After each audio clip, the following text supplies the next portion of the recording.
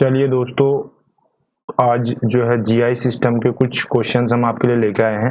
इसके साथ साथ अदर जो बॉडी के सिस्टम है उसके भी क्वेश्चन सीरीज हम चला रहे हैं।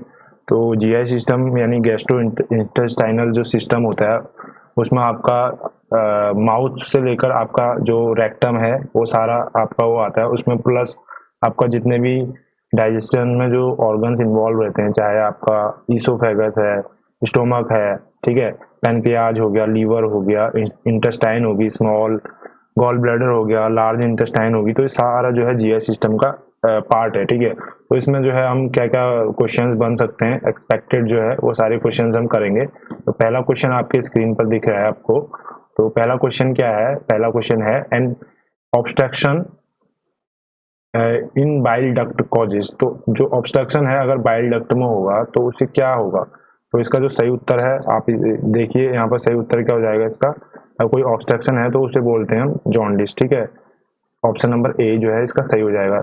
जॉन्डिस क्या होता है? जब ये होता है येलो डिस्कलरेशन, डिस्कलरेशन हो जाता है, येलो डिस्कलरेशन ऑफ स्किन। ठीक है, स्किन या इक्टरस हो जाती है, आई जो है इक्टरस हो जाती है, इक्टरस आई देखने को मिलती है, और बिलिरुबिन लेवल जो है नॉर्मल जो है वो बड़ा हो जाता है। कितना हो जाता है? 2 mg/dl से जब ज्यादा हो जाएगा तो उस कंडीशन को हम क्या बोलेंगे? जॉन्डिस की कंडीशन बोलेंगे। तो इतनी चीजें आपको इसके बारे में आपको पता होनी चाहिए। ठीक है, नेक्स्ट क्वेश्चन है diarrhoea takes out too much of water and minerals which causes. तो अगर डायरिया किसी को होगा तो उसमें क्या होगा? आपको पता है डायरिया का मतलब क्या होता है? वाटर और मिनरल लॉस। जब ये वाटर और मिनरल लॉस होगा तो ये कंडीशन होती है डिहाइड्रेशन। ठीक है, तो डिहाइड्रेशन की कंडीशन किस में देखी जाती है? डायरिया में। ठीक है, तो ये too much of water and mineral loss is termed as diarrhoea. Diarrhoea and dehydration. ठीक है, तो डिहाइड्रेशन की कंडीशन डायरिया में देखने को मिलेगी, और डायरिया में क्या होता है? आपको लूज स्टूल होता है। ठीक है, और उसमें फ्रीक्वेंसी जो है आपकी more than 5 times a day अगर आपको होगा स्टूल पास, तो दैट मीन्स जो है वो क्या है? डायरिया की कैटेगरी में आएगा। ठीक है, नेक्स्ट है third question, which of the following test is use to diagnose ulcers. तो अल्सर्स के लिए कौन सा जो टेस्ट है वो हम करते हैं वो आपको बताना है। तो इसमें अलग अलग डायग्नोस्टिक जो टेस्ट है वो बता रखा है। ठीक है, ईसीडी है, बेरियम सैलो है, और आपका अन्य जो भी टेस्ट है वो सारे आपको पता होने चाहिए। ठीक है, तो जो ईसीडी है, ठीक है, वो जो हम करते हैं वो क्या है? इससे अल्सर्स का जो पता लगता है। ठीक है, तो ये थोड़ा यहाँ पर मिसप्रिंट हो गया है, इसे ईसीडी नहीं बोलेंगे, इसे बोलेंगे ईजीडी होगा। ठीक है, ईजीडी का मतलब ईजीडी। ठीक है, ई फॉर ईसोफेगल, ठीक है, ईसोफेगल, जी फॉर गैस्ट्रो, देखो ईसोफेगल, जी फॉर गैस्ट्रो, और ड्यू फॉर ड्यूडेनल। ठीक है, ड्यूडेनल। ठीक है, ड्यूडेनल ये क्या होता है? ईसोफेगल गैस्ट्रो ड्यूडेनल आपका एंडोस्कोपी होती है। ठीक है, एंडोस्कोपी, एंडोस्कोप क्या है? एक इंस्ट्रूमेंट होता है जिसमें कि कैमरा लगा होता है आगे से, ऑप्टिकल कैमरा, जिसके थ्रू हम विजुअलाइज कर सकते हैं आगे अंदर का जो पोर्शन है। ठीक है, तो ये ईजीडी जो एंडोस्कोप है ये यूज किया जाता है जनरली पेप्टिक अल्सर को डायग्नोस करने के लिए। ठीक है, नेक्स्ट क्वेश्चन है fourth, A major positive organism of peptic ulcer. तो पेप्टिक अल्सर का जो मेजर पॉजिटिव ऑर्गेनिज्म है वो आपको पता होना चाहिए, वो होता है हेलिकोबैक्टर पायरोली। ठीक है, ऑप्शन नंबर डी जो है इसका करेक्ट हो जाएगा। हेलिकोबैक्टर पायरोली जो है ये रिस्पॉन्सिबल है आपका किसके लिए? Peptic ulcer. ठीक है, नेक्स्ट है डिस्फेजिया मीन्स। तो जितने भी ये टर्म्स होते हैं आप इनके लिए डिक्शनरी को रिफर जरूर कीजिए। ठीक है, तो डिस्फेजिया मतलब डिफिकल्टी इन स्वेलिंग। ठीक है, एब्सेंस ऑफ ब्रीदिंग के लिए क्या हो जाएगा? एब्सेंस ऑफ ब्रीदिंग के लिए हो जाएगा आपका एनोक्सिया। ठीक है, एनोक्सिया। ठीक है, वैसी डिफिकल्टी इन ब्रीदिंग के लिए क्या हो जाएगा? डिस डिफिकल्टी अगर कहीं पर भी हो तो वहां पर डिस लग जाएगा। ठीक है, और ब्रीदिंग में है तो ये हो जाएगा डिसफेसिया।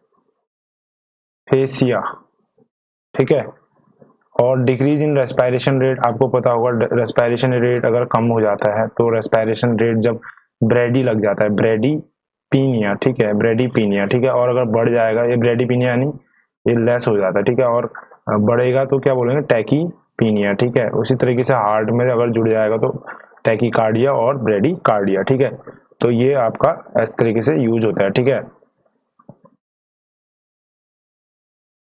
यहाँ पर जो डिसफेजिया मैंने आपको बताया ये होता है स्पीच से रिलेटेड, ठीक है। जैसे कोई पर्सन है उसको स्पीकिंग में डिफिकल्टी होगी, डिसफेजिया होगा। यहाँ पर लिखा था डिफिकल्टी इन ब्रीदिंग, तो डिफिकल्टी इन ब्रीदिंग का मीन्स होता है डिस्निया, ठीक है। डिस्निया, इसकी स्पेलिंग इस तरीके से होती है DYSPNEA, ठीक है। डिस्निया बोलते हैं इसे, ठीक है, डिफिकल्टी इन। और डिफिकल्टी डिसफेजिया मतलब डिफिकल्टी इन स्पीच, ठीक है, डिफिकल्टी इन स्पीच, ठीक है। ये टर्म थोड़ा आपको यहाँ पर एक शब्द का अंतर है, तो ये ध्यान रखिएगा, ठीक है। नेक्स्ट है 6th question, bacillary dysentery positive agent is. तो बैसिलरी जो डिसेंट्री है उसका पॉजिटिव एजेंट का है सीगेला है, ठीक है, सीगेला। ऑप्शन नंबर सी जो है सही होगा। बैसिलरी जो डिसेंट्री होती है वो सीगेला के कारण होती है, ठीक है। नेक्स्ट क्वेश्चन है 7th, which is following diagnostic test would be use to assess a client with acute upper GI bleeding. तो अगर एक्यूट अपर जीआई ब्लीडिंग है किसी को, तो कौन सा ऐसा डायग्नोस्टिक टेस्ट हम करेंगे? अपर तो एंडोस्कोपी करेंगे, ठीक है। ये अपर जीआई, जनरली जो अपर जीआई ब्लीडिंग होती है ये किस में देखी जाती है? पेप्टिक अल्सर के केस में देखी जाती है, ठीक है। और अभी हमने थोड़ी देर पहले वाले क्वेश्चन में कहा था कि पेप्टिक अल्सर को डायग्नोस करने के लिए हम EGD करते हैं, यानी इसोफेगल गैस्ट्रो ड्यूडेनो एंडोस्कोपी, ठीक है। तो वो यहीं पर है, ठीक है, इसका ये यहाँ पर सॉल्यूशन है, ठीक है। नेक्स्ट क्वेश्चन 8th क्वेश्चन है। 8th क्वेश्चन आपका हो जाएगा amoebic dysentery is caused by. तो एमीबा है तो एंटा एमीबा से ये हो जाएगा, ठीक है। Next question, risk is more after blood transfusion. तो कौन सा जो जिसमें सबसे ज्यादा ब्लड, कौन सा हेपेटाइटिस जो है बी ब्लड ट्रांसफ्यूजन से फैलता है, उसमें कौन सा हेपेटाइटिस फैलने का जो रिस्क है वो है हेपेटाइटिस सी। ये याद रखेंगे आप, ठीक है। नेक्स्ट टर्म है हीमेटमेसिस, ठीक है। हीमेटमेसिस यानी ए ब्लड इन कफिंग, ठीक है। इसको बोलते हैं ब्लड इन कफिंग, यानी जब खांसेगा तो उस टाइम कफ आएगा, ठीक है। तो इसका ऑप्शन देख लेंगे, ठीक है। तो हीमेटमेसिस यानी ब्लड इन द वोमेटस, ठीक है, यानी वोमिटिंग करेगा, जब वो खांस रहा होगा, खांसते टाइम उसको वोमिटिंग आएगी, तो उस कंडीशन को हम बोलेंगे हीमेटमेसिस, ठीक है। 10th का जो हो जाएगा ऑप्शन नंबर ए जो है करेक्ट हो जाएगा। तो इन टर्म्स के लिए आप जो है मेडिकल डिक्शनरी को जरूर रिफर कीजिए, कहीं पर जो है डायरेक्टली आपके क्वेश्चन बन जाते हैं, तो वहां पर आपका 1-2 नंबर यहाँ पर से पक्के हो जाएंगे, ठीक है। मैं अपने वीडियोज में कई बार medical dictionary, nurses dictionary, JP की सबसे बेस्ट आती है, आप उसको ले सकते हैं, ठीक है। ये जो मैंने अभी यहाँ पर टर्म बताया आपको, जो मैंने डिस्कस करा था, ब्लड इन कफिंग के लिए क्या हो जाएगा आपका? हिमेटोपोइसिस, ठीक है, हिमेटोपोइसिस हो जाएगा, ठीक है। हिमेटोपोइसिस मीन्स जो ब्लड इन द हिमेटोपोइसिस तो ब्लड सेल फॉर्मेशन होता है, ये हो जाएगा हिमेटोपोटाइसिस, ठीक है। ये जो टर्म है ये कफिंग अप ब्लड, यानी जब हम खांसते हैं तो ब्लड आ जाता है, ठीक है। तो ये सारे टर्म्स जो है आपको कंफ्यूजन कर सकते हैं, इसके लिए आप इनको जो है नोट डाउन जरूर कीजिएगा, ठीक है। नेक्स्ट है उसी प्रकार से आपका ब्लड इन स्पूटम है, इसके लिए मैंने टर्म आपको बोल दिया है हीमेटोपोइसिस, ठीक है। और फ्रेश ब्लड इन स्टूल के लिए क्या होगा? अकल्ट ब्लड के लिए क्या होगा? ठीक है, ये सारे आपके टर्म्स हैं, इसके लिए आप डिक्शनरी जरूर रिफर कीजिएगा, ठीक है। नेक्स्ट क्वेश्चन है 11th, direct serum bilirubin range. तो डायरेक्ट सीरम बिलिरुबिन रेंज जितने भी नॉर्मल वैल्यूज हैं उनकी रेंज आपको पता होनी चाहिए। तो 0.1 से 0.4 mg/dl जो है ये सीरम बिलिरुबिन की जो डायरेक्ट वाली है वो रेंज होती है, ठीक है। नेक्स्ट है कॉज ऑफ गैस्ट्राइटिस। तो गैस्ट्राइटिस का जो कॉज है, आप अगर एच पायरोली इन्फेक्शन आपको हुआ है, आप नेसिड्स का यूज करते हैं, अल्कोहल और स्मोकिंग आप हिस्ट्री है। नेसिड्स मतलब non steroidal anti inflammatory drugs, ठीक है, नेसिड्स, ठीक है। तो ये ड्रग्स जो होती हैं कुछ जो इन्फ्लामेशन के जो इन्फ्लामेशन हुआ होता है किसी भी डिजीज कंडीशन, तो उसको कम करती हैं, ठीक है। तो ये सारे गैस्ट्राइटिस में होते हैं सारे कॉजेज, ठीक है। ORS इज यूज्ड इन, तो आप सबको पता है ORS यानी ओरल रिहाइड्रेशन सॉल्यूशन जो है ये आपको पता है डायरिया के कंडीशन में दिया जाता है, ठीक है। तो ऑप्शन सी जो है करेक्ट हो जाएगा। नेक्स्ट है 14 question, clinical symptom of viral hepatitis. तो वायरल जो हेपेटाइटिस होता है उसमें fever, chill, headache plus body pain plus jaundice आपको सब दिखेगा, ठीक है। ऑप्शन डी जो है करेक्ट हो जाएगा, ठीक है, वायरल हेपेटाइटिस, ठीक। नेक्स्ट है मीनिंग ऑफ हीमेटोकीजिया, ठीक है। हीमेटोकीजिया का मतलब होता है ब्लीडिंग जो रेक्टम से अगर आ रही है तो हीमेटोकीजिया होगा, ठीक है। तो ये छोटे छोटे टर्म्स हैं, आपको ये बाय हार्ट लर्न होंगे चाहिए, और तभी लर्न होंगे जब आप इनको रेगुलरली यूज करोगे। अन्यथा क्या होगा कि आपने सुना सुना लगेगा आपको, लेकिन क्या होगा कि अल्टीमेटली आपको लगेगा कि हाँ हम एग्जाम में जो है करेक्ट मार्क करके आए हैं, लेकिन एक्चुअल में जब घर आके उसको देखोगे तो टर्म आपको गलत लगेगा, ठीक है, कि आप गलत मार्क करके आए हैं, ठीक है। इसलिए वो करिएगा, ठीक है, इस चीज पर ध्यान दीजिएगा, ठीक है। नेक्स्ट है सिम्टम्स ऑफ डिस्पेप्सिया, ठीक है। डिस्पेप्सिया क्या है, यानी जब जो एसिड कंटेंट है हमारा स्टोमक का, वो क्या हो जाता है, एसिड रिफ्लेक्स जो है उससे क्या हो जाता है, माउथ की ओर आ जाता है, ठीक है। तो ये क्यों होता है, वाल्व में जो है हमारे दो वाल्व होते हैं ना इसोफेगस में, एक होता है कार्डियक स्पेक्टर, एक होता है पायरोलिक स्फिंक्टर, ठीक है। तो ये दो वाल्व होते हैं, अगर इनमें कहीं पर भी वो हो रहा है, ये प्रॉपर फंक्शनिंग नहीं कर रहा है, तो उसके कारण क्या है, जो एसिड कंटेंट है, स्टोमक कंटेंट है, वो ऊपर को आता है, ठीक है। तो ये डिस्पेप्सिया के आपका एपिगैस्ट्रिक बर्निंग पेन भी दिखेगा, लॉस ऑफ एपिटाइट और बर्पिंग यानी डकारे आएंगी खट्टी वाली, ठीक है। तो ये सारी चीजें उसमें दिखेंगी। नेक्स्ट है 17th एपोथाइस, एपोटस जो अल्सर्स है वो रिड्यूस बाय, तो किससे रिड्यूस होता है, एपोटस जो अल्सर है, तो आप अगर गुड ओरल हाइजीन अगर मेंटेन कर रखे हैं, ठीक है, अगर आप प्लेंटी ऑफ लीफी वेजिटेबल ले रहे हैं, और अगर ब्रथ आप जो है टूथ ब्रश जो है आपके पास जो है अलाइंड है प्रॉपर्ली और सॉफ्ट ब्रिसल वाला है, तो आपको ये एपोटस जो अल्सर है ये नहीं होगा, ठीक है। ये उसको ये मेथड्स हैं कम करने के, ठीक है। नेक्स्ट है 18 question management of bacillary dysentery. तो बैसिलरी डिसेंट्री इनमें से कौन से तरीके से मैनेज होती है, तो देखिए सबसे पहले क्या करेंगे आप, जो है प्रिवेंट करेंगे और ट्रीट करेंगे डिहाइड्रेशन को, ठीक है। वो कैसे करेंगे, आप ओआरएस या आईवी थेरेपी आप उसको दे सकते हैं, ठीक है। उसके बाद आप ओआरएस तो देना ही है, उसके बाद आप क्या करेंगे, एंटीबायोटिक थेरेपी भी चलाएंगे, जिसमें कि ciprofloxacin 500 mg 12 hours for 5 days, ठीक है। तो ये चीजें करके आप क्या होगा, बैसिलरी डिसेंट्री को मैनेज कर सकते हैं, ठीक है। नेक्स्ट है pain is unpleasant experience subjective in nature. तो दोनों चीजें हैं, अनप्लीजेंट भी होता है पेन, पेन किसी को अच्छा थोड़ा लगेगा, अनप्लीजेंट करेगा, ठीक है। और सब्जेक्टिव होता है, यानी सपोज आपको चोट लगी तो दर्द तो जिस व्यक्ति को चोट लगी उसी को होगा ना, इसलिए सब्जेक्टिव होगा, ठीक है। इसलिए both A and B are the right answer, ठीक। नेक्स्ट है 20th question, the IV fluid of choice in a patient with severe dehydration. तो अगर सीवियर डिहाइड्रेशन हो रहा है तो आईवी कौन सा फ्लूइड लगाएंगे हम, आरएल, ठीक है। ये हमेशा रूल ऑफ थंब है कि आरएल जो है हम देते हैं, ठीक है।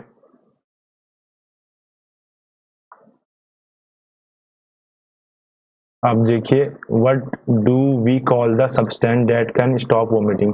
तो ऐसे जो ड्रग्स हैं जो वोमिटिंग नहीं आने देती हैं उन्हें बोलते हैं एंटी एमेटिक, ठीक है। एंटी एमेटिक में कौन सी ड्रग है, जैसे एग्जांपल आप ले लीजिए डोमीपेरिडोन, ठीक है, डोमीपेरिडोन हम लेते हैं, ठीक है। और या पेरिनोम भी हो गया, पेरिनोम का इंजेक्शन, ठीक है, ये भी दे सकते हैं, ठीक है। नेक्स्ट क्वेश्चन है आपका, which of the following drug can be used as anti emetic. तो एंटी एमेटिक का जो है आपने मैंने दो एग्जांपल आपको दे दिए हैं, उसी प्रकार से ऑन्डास्टेरॉन भी आप यूज कर सकते हैं, ठीक है। ये भी एक ड्रग है आपकी एंटी एमेटिक कैटेगरी की, ठीक है। क्वेश्चन नंबर 23 है क्लिनिकल फीचर ऑफ कोलरा। तो कोलरा में क्या होता है, एक तो वाटरी डायरिया, आपसे कई बार पूछा जाता है कि कौन से केस में कौन सी डिजीज में जो है एक्यूट वाटरी डायरिया देखा जाता है, तो आप एक दोगे उसका आंसर कोलरा, ठीक है। कोलरा में जो है एक्यूट वाटरी डायरिया देखा जाता है, ठीक है।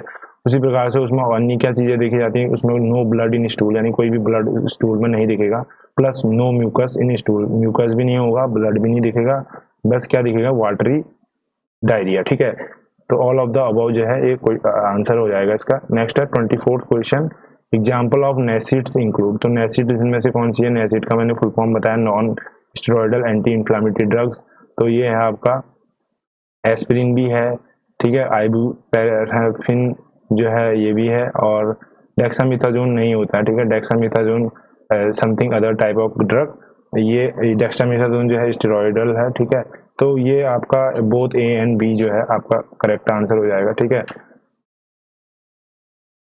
25th क्वेश्चन है bilirubin is a product of. तो बिलीरुबिन किसका प्रोडक्ट है, आपको पता है बिलीरुबिन जो हमारी सेल्स हैं आरबीसी, अगर ये ब्रेक डाउन होती है, कोई भी बॉडी में है वो ब्रेक डाउन होता है अन्य प्रोसेस से, तो आरबीसी ब्रेक डाउन होती हैं तो क्या एंड प्रोडक्ट बनाती हैं बिलीरुबिन, ठीक है। इस तरीके से भी आपसे क्वेश्चन पूछ सकता है, what is the end product of RBC. तो end product of RBC is bilirubin, ठीक है। तो आपको ये रिमेंबर करना है, ठीक है।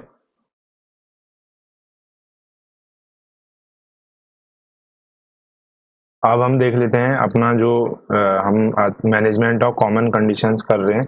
तो इसमें जो हमारा जो ये क्वेश्चन सेट है आपका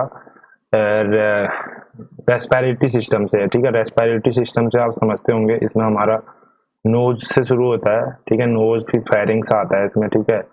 और फिर उसके बाद आपका नीचे ये आपका ट्रैकिया हो गया। उसके बाद आपका ये लंग्स हो गए, ठीक है। ये ब्रोंकाइज जो ब्रांचेज जाएंगी, ठीक है।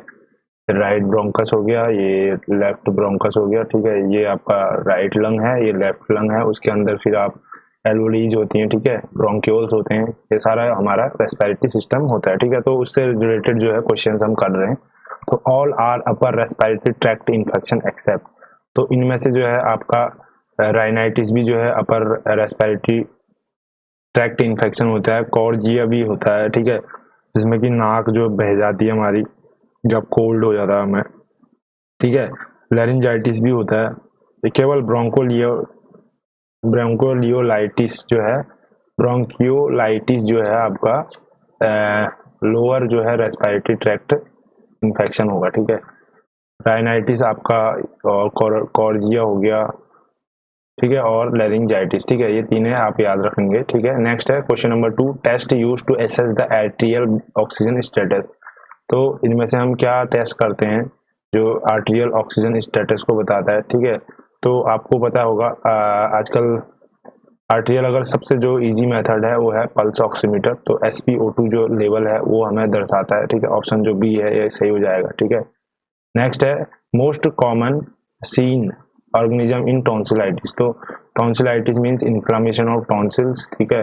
टॉन्सिल जो है हमारे नेक में जो जहाँ पर लैरिंग्स और फेरिंग्स होता है उसके जस्ट अपोजिट साइड में होता है, ठीक है। तो ये जो है आपका कौन सा जो ऑर्गेनिज्म है, तो ये है स्टेप्टोकोकाई, ठीक है। ये जो ऑर्गेनिज्म है कॉमनली रिस्पॉन्सिबल फॉर टॉन्सिलाइटिस, ठीक है। नेक्स्ट क्वेश्चन 4th है, which among the following is a risk factor for pneumonia. तो निमोनिया जो है क्या होता है, ये आपका एकुमुलेशन ऑफ जो है फ्लूइड, यानी जब हमारे उसमें लंग्स में जो फेफड़ों में पानी भर जाता है उस कंडीशन को हम बोलते हैं निमोनिया कॉमन भाषा में, ठीक है। तो ये इसका क्या कारण है, रिस्क फैक्टर क्या क्या है, seasonal change, living in crowded place, mosquito या माल न्यूट्रिशन, ठीक है। तो जो सबसे ज्यादा इसमें जो अप्रोप्रिएट लग रहा है लिविंग इन क्राउडेड प्लेस, ठीक है। अगर क्राउडेड प्लेस में आप अगर रह रहे हैं, ठीक है, तो वहां पर जो है आपका क्या होगा, वहां पर जो है आपको निमोनिया होने के चांसेस रहेंगे, क्योंकि वहां पर जो एयर है, एयर क्वालिटी जो है वो क्या होगी, लो, ठीक है। नेक्स्ट क्वेश्चन है क्वेश्चन नंबर 5th है, कंफर्मेटरी टेस्ट फॉर निमोनिया। तो निमोनिया के लिए कंफर्मेटरी टेस्ट क्या है, sputum culture and sensitivity test, ठीक है। ऑप्शन नंबर डी जो है सही हो जाएगा। नेक्स्ट है weight loss is seen in. तो वेट लॉस इसमें आपको हाइपरथायरॉयडिज्म में भी दिखेगा, एनोरेक्सिया नर्वोसा, पल्मोनरी ट्यूबरक्लोसिस, तो यानी ऑल ऑफ द अबव में जो है वेट लॉस दिखेगा, ठीक है। नेक्स्ट है 7th question, organism responsible for community acquired pneumonia. तो कम्युनिटी एक्वायर्ड निमोनिया जो है अभी मैंने जैसे कि बोला आपको, तो उसमें जो है स्टेप्टोकोकस निमोनी जो है इसका पॉजिटिव वो रहेगा ऑर्गेनिज्म, ठीक है। स्टेप्टोकोकस निमोनिया, ठीक है, आपका निमोनिया कम्युनिटी एक्वायर्ड निमोनिया का जो है पॉजिटिव ऑर्गेनिज्म रहेगा। Next question 8th, the highest risk for respiratory failure is present in. तो रेस्पिरेटरी फेलियर का हाईएस्ट रिस्क जो क्लाइंट अगर अस्थमा से पहले से वो है, उसको प्रॉब्लम है, तो उसको जो है हाईएस्ट रिस्क फैक्टर जो रहेगा, ठीक है। नेक्स्ट है 9th question, final stage of pneumonia. तो स्टेज फाइनल जो निमोनिया की है वो कौन सी है, वो आप देखिए। निमोनिया के अलग अलग स्टेजेस होते हैं, आप इसको डीप स्टडी जब करोगे तब पता चलेगा। तो जो रिजोल्यूशन स्टेज है that is the final stage of pneumonia, ठीक है। नेक्स्ट क्वेश्चन है साइनोसाइटिस इज। तो साइनोसाइटिस क्या है, इन्फ्लामेशन ऑफ द साइनस।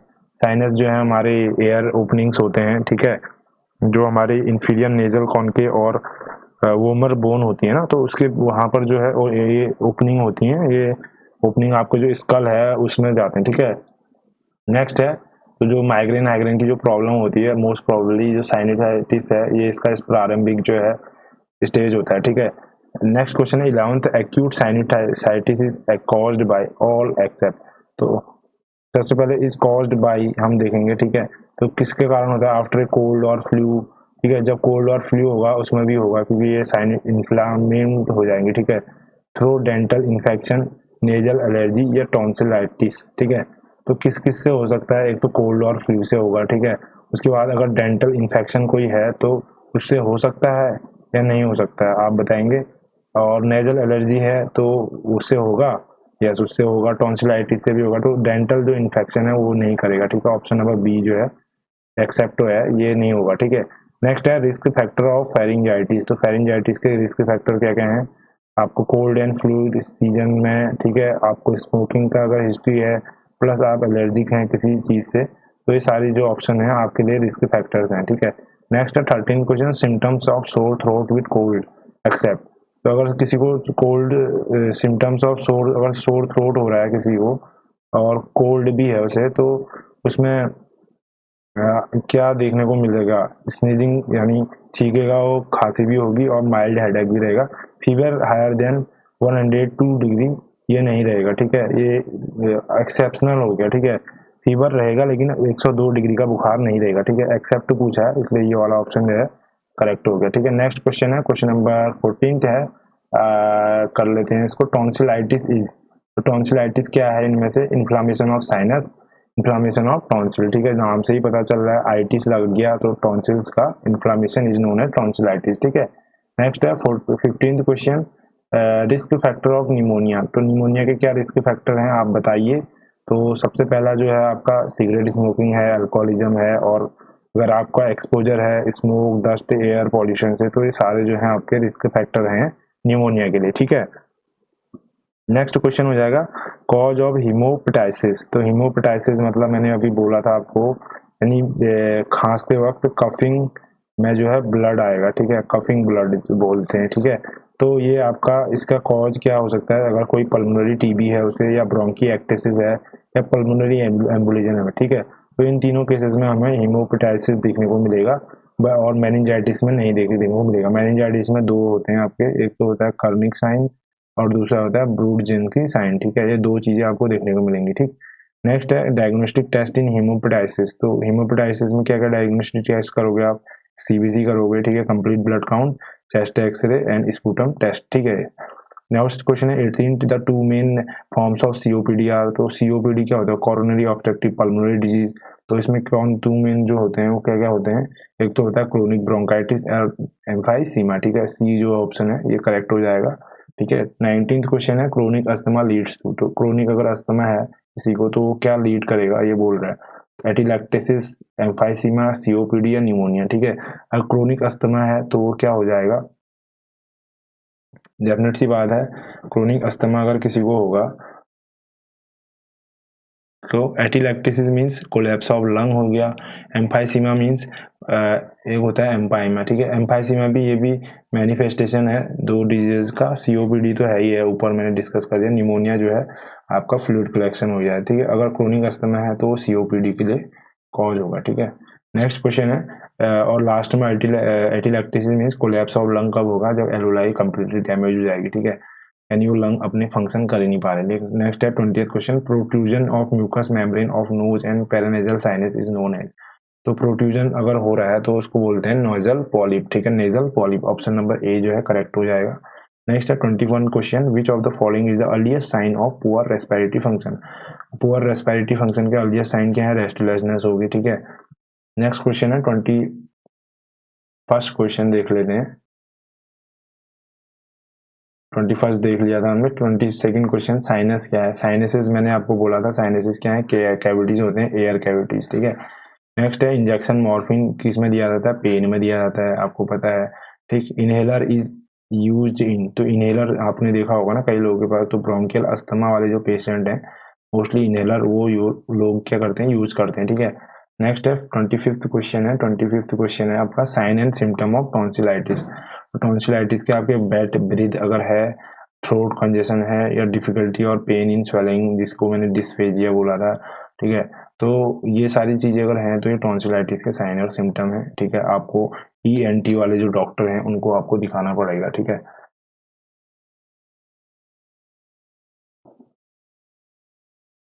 तो दोस्तों इस वाले इसमें हम क्वेश्चंस आप देख सकते हैं। तो अभी हम देखेंगे क्वेश्चंस जो कि कॉमन कंडीशन रिलेटेड है हमारे हार्ट से, हमारे यूरिनरी सिस्टम से, ब्लड डिसऑर्डर से। तो उसके कुछ क्वेश्चंस हम कर रहे हैं। तो पहला क्वेश्चन आपके स्क्रीन पर दिख रहा होगा, risk for heart diseases include. तो इनमें से कौन कौन से हार्ट डिजीज के रिस्क रहते हैं। सबसे पहले तो अगर किसी का बीपी हाई बीपी है उसको भी हार्ट डिजीज का होने का रिस्क रहता है। स्मोकिंग और हिस्ट्री है और वो एक्सरसाइज नहीं करता है तो ऑल ऑफ द अबव जो है ये हो जाएगा। ठीक है इसका answer. Next question, next question देखिए, rhythmic contraction of heart is.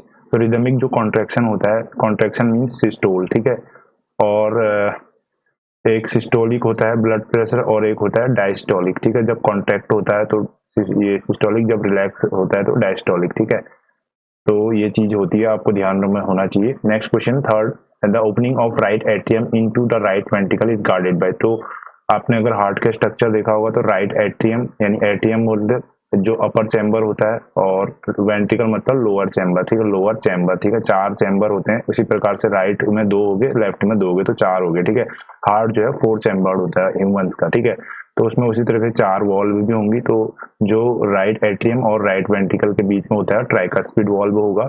ठीक है, मेरे चैनल पर आपने अगर ये कार्डियोवैस्कुलर सिस्टम वाली वीडियो नहीं देखी है तो उसको देख लीजिएगा, वहां पर मैंने अच्छे से इसको एक्सप्लेन किया हुआ है। ठीक है, नेक्स्ट क्वेश्चन है, फोर्थ क्वेश्चन है, अप्रोक्स वेट ऑफ हार्ट। तो हार्ट का जो वेट होता है वो अराउंड 300 ग्राम होता है। ठीक है, ये आपको याद होना चाहिए। जितने भी हमारे वाइटल ऑर्गन होते हैं उनके बॉडी वेट स्ट्रक्चर ये आपको सारा याद होना चाहिए। ठीक है, नेक्स्ट क्वेश्चन है, what is the resting adult heart beat. तो रेस्टिंग अडल्ट हार्ट बीट कितनी होती है ये पूछ रहा है। तो नॉर्मली जो अगर आप रेस्ट पे हैं तो 72 बीट्स जो है एवरेज मानी जाती है। तो 60 to 80 बीट्स जो है पर मिनट आपकी जो नॉर्मल हार्ट रेट होता है वो होता है। ठीक है, अगर 100 से ऊपर हो रहा है तो इस कंडीशन को हम बोलेंगे टैकीकार्डिया। ठीक है, और अगर बिलो जो है 60 हो रहा है तो उसको बोलेंगे ब्रेडीकार्डिया। ठीक है, ये आपको याद होना चाहिए। ठीक, नेक्स्ट है sixth question, which is symptom of coronary artery disease. तो कोरोनरी आर्टरी डिजीज का क्या सिम्टम है ये पूछ रहा है इसमें से। तो जो कोरोनरी आर्टरी डिजीज होती है उसका जो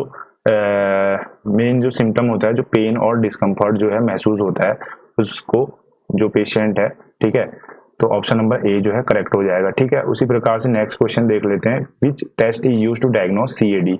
तो सीएडी का मतलब कोरोनरी आर्टरी डिजीज, यहाँ पर अभी फुल फॉर्म ऊपर बताया। ठीक है, तो कौन सा टेस्ट होता है, तो उसमें जो है थ्रेडमिल टेस्ट, स्ट्रेस टेस्ट भी करते हैं, पेशेंट की हिस्ट्री भी पूछते हैं और ईसीजी भी करते हैं। ECG means electrocardiogram. ठीक है, तो ये सारे जो टेस्ट हैं सीएडी के डायग्नोसिस के लिए यूज किए जाते हैं। ठीक है, नेक्स्ट क्वेश्चन है, in the heart A clogged artery causes A heart attack, in the brain it causes. तो अगर जैसे कोई आर्टरी में हमारी ब्लॉकेज आ जाती है, अगर हार्ट अटैक हो जाता है, ठीक है उससे। ठीक है, जैसे हार्ट की जो कोरोनरी आर्टरी है जो कि ब्लड सप्लाई करती है हार्ट को, अगर उसमें कहीं पर ब्लॉकेज आ जाएगी। ब्लॉकेज क्यों आती है, जब हम हाई कोलेस्ट्रॉल हमारा बढ़ जाता है या हमारी जो भी एक्टिविटी है, हम अल्कोहल कंजप्शन या स्मोकिंग एक्सरसाइज नहीं करते हैं। ठीक है, फैटी डाइट ज़्यादा लेते हैं, तो ये सारे कॉजेज होते हैं उसके। ठीक है, तो यही अगर क्लॉट जो है, अगर ब्रेन की जो ब्लड सप्लाई है वहाँ के जो आर्टरीज हैं या नर्व्स हैं वहाँ पर अगर हो जाए तो उस कंडीशन को हम बोलते हैं स्ट्रोक। ठीक है, अगर स्ट्रोक हो जाएगा तो पर्टिकुलर जो एरिया है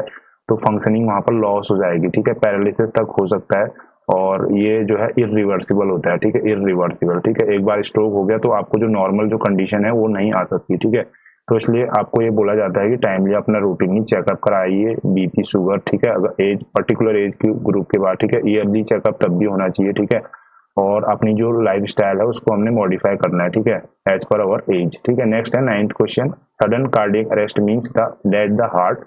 तो सडन कार्डियक अरेस्ट का मतलब होता है कि हार्ट जो है सडनली स्टॉप हो गया है बीट करना। ठीक है, हार्ट का फंक्शन क्या होता है, पंप करना ब्लड को, और ये ऐसा ऑर्गन है जो 24/7 जो है हमारे बॉडी में काम करता है। ठीक है, नेक्स्ट क्वेश्चन है tenth question, immediate management of heart failure is. तो हार्ट फेलियर किसी को हो रहा है तो उसका इमीडिएट मैनेजमेंट क्या है, सबसे पहले एडमिनिस्टर जो है हम उसको एस्पिरिन करेंगे। एस्पिरिन क्या है, एक एंटीकोगुलेंट है। ठीक है, जो अगर कोई क्लॉट होगा तो उसको डिजोल्व करेगा। नेक्स्ट क्वेश्चन है, नेक्स्ट इसका जो हो जाएगा, put oxygen mask and start oxygen. उसका फिर उसके बाद ऑक्सीजन हम उसको O2 का सप्लाई जो है करेंगे। उसके बाद सीपीआर देंगे। ठीक है, अगर उसकी ऑक्सीजन और उसको ब्रीदिंग प्रॉब्लम हो रही है तो सीपीआर से हम क्या कराएंगे, उसको कार्डियोपल्मोनरी रिससिटेशन। ठीक है, और इसका अडल्ट में रेशियो कितना होता है ये भी पूछा जाता है, 15:2। ठीक है, अडल्ट में जो है 15:2 है और 30:2 भी है, ठीक है। चिल्ड्रन अडल्ट वाला आप देख लीजिएगा इसको।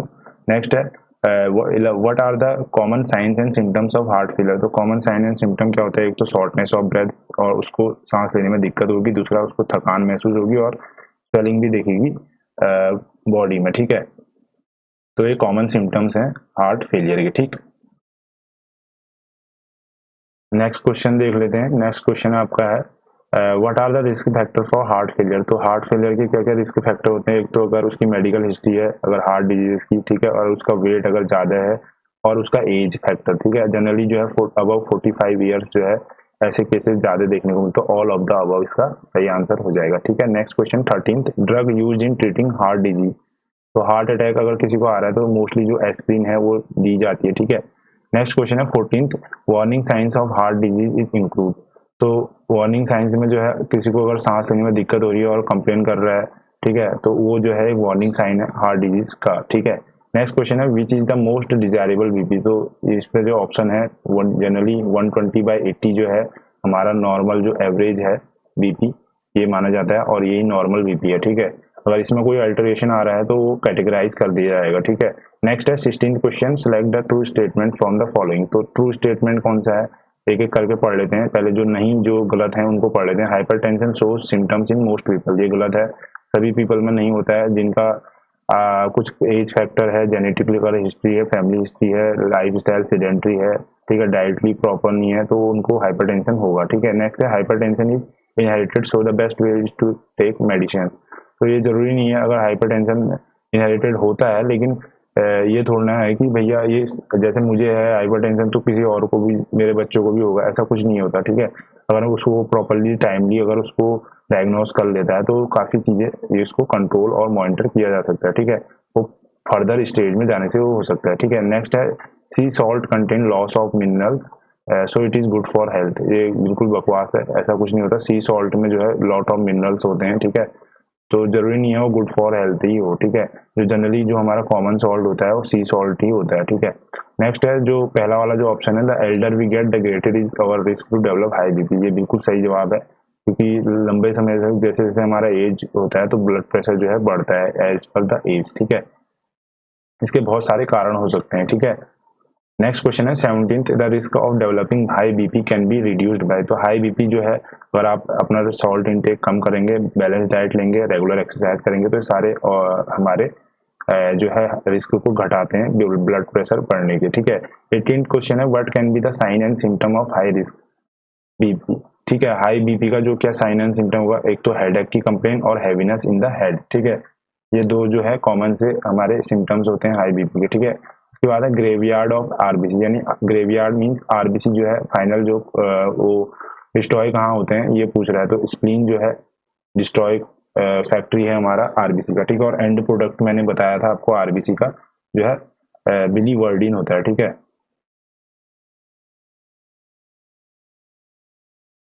नेक्स्ट क्वेश्चन देख रहे हैं 20th, which leukocyte release heparin and histamine in blood.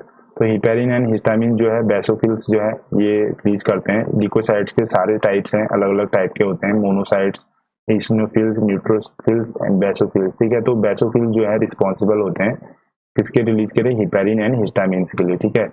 और नेक्स्ट क्वेश्चन देख लेते हैं, विटामिन इसेंशियल फॉर क्लॉटिंग। तो विटामिन जो है के जो है ये हमारा क्लॉटिंग फैक्टर्स को प्रमोट करता है, इसलिए ये इसेंशियल है हमारे ब्लड क्लॉटिंग के लिए, ठीक है। नेक्स्ट है 22nd question, anaemia is common condition. तो एनीमिया कॉमन कंडीशन है, तो what happens when a person has anaemia. तो आप सभी को पता है अगर एनीमिया मतलब लो एचबी लेवल, एचबी क्या करता है हमारे ऑक्सीजन को कैरिंग कंपाउंड है, ठीक है। तो ब्लड में जो एचबी है अगर ये ठीक ठाक होगा तो हमारा जो ऑक्सीजनेशन लेवल होगा पूरे सेल्स के लिए प्रॉपर होगा, ठीक है।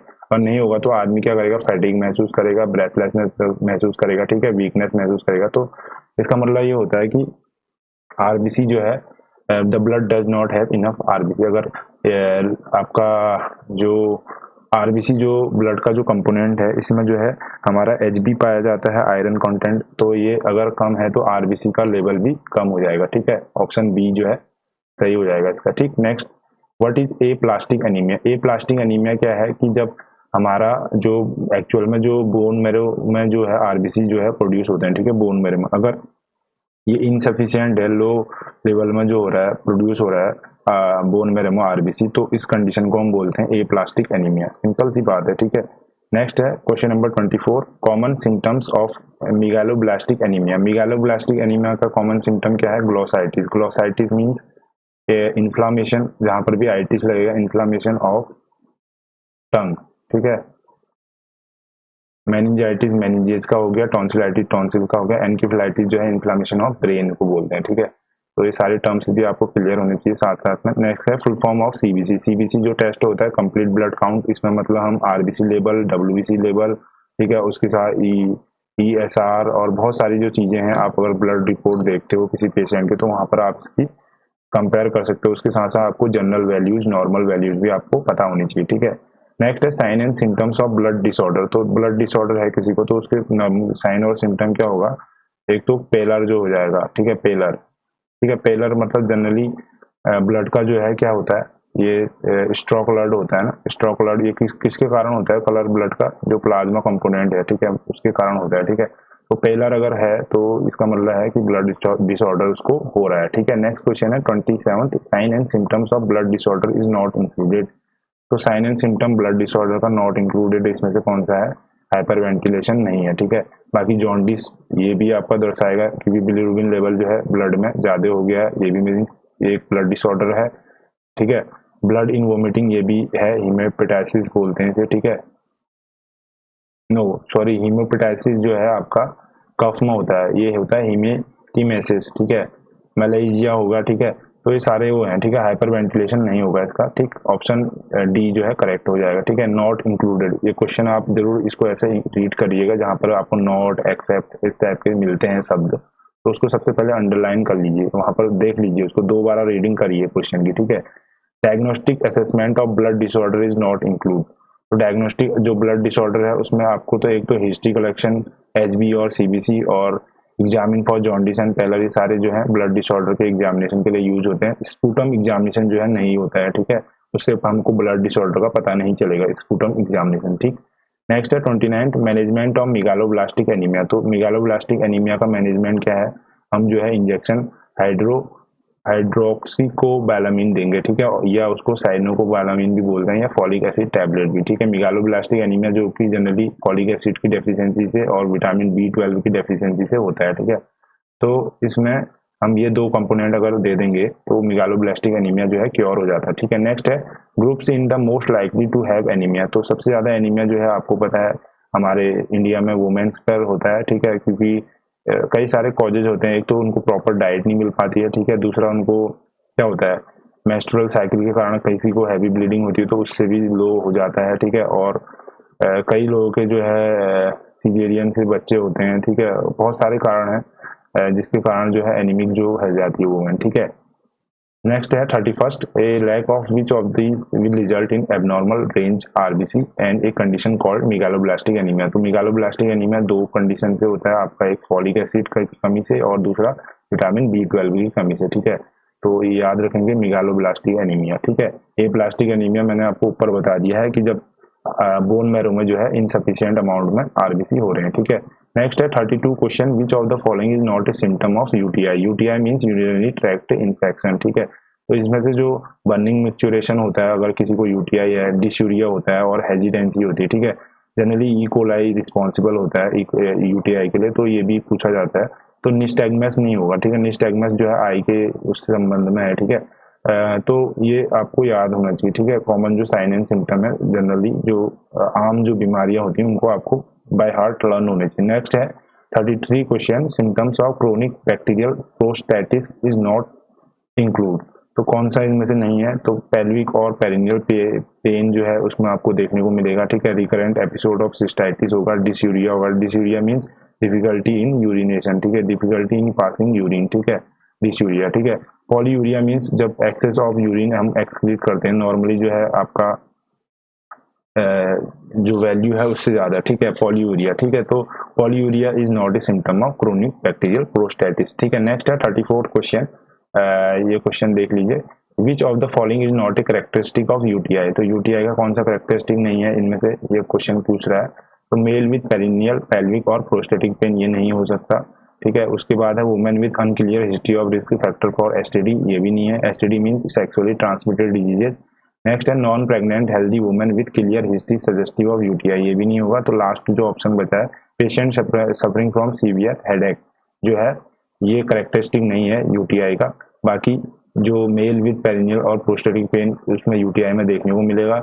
और वुमेन जिसके पास अनक्लियर हिस्ट्री है, एसटीडी अगर उसका है पहले, तो उसको भी यूटीआई होने के फ्रीक्वेंट चांसेस रहते हैं। उसके साथ साथ नॉन प्रेग्नेंट हेल्दी वुमेन है, ठीक है, लेकिन उसकी हिस्ट्री रही है यूटीआई की, उसको भी होगा, ठीक है। तो किसको नहीं होगा, जो पेशेंट अगर आपको कंप्लेन कर रहा है कि फीवर हेडेक, तो उसको यूटीआई डायग्नोस नहीं होगा, ठीक है। नेक्स्ट क्वेश्चन है कॉम्प्लिकेशन ऑफ यूटीआई। तो यूटीआई का कॉम्प्लिकेशन क्या है, पाइलोनेफ्राइटिस हो जाता है, ठीक है। Nephritis mean inflammation of nephron. Nephron कहाँ है, किडनी की बेसिक यूनिट, ठीक है। और न्यूरॉन क्या है, नर्वस सिस्टम की बेसिक यूनिट। तो ये दो इसमें कंफ्यूज मत होइएगा, ठीक है।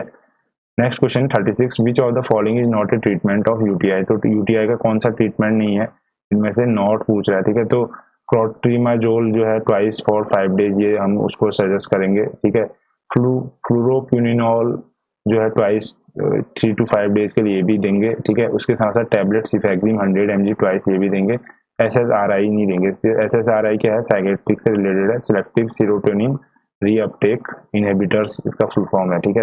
S for selective, S for serotonin. Serotonin क्या है, एक टाइप का हमारा एक न्यूरोट्रांसमीटर है, ठीक है। रीअपटेक इनहिबिटर, ठीक है। तो एसएसआरआई जो है जनरली हम जितने भी हमारे साइकेट्रिक डिजीजेज होते हैं, चाहे वो बीपीडी हो, बाइपोलर डिसऑर्डर हो, मेनिया हो, ठीक है, उसमें दिया जाता है, ठीक है।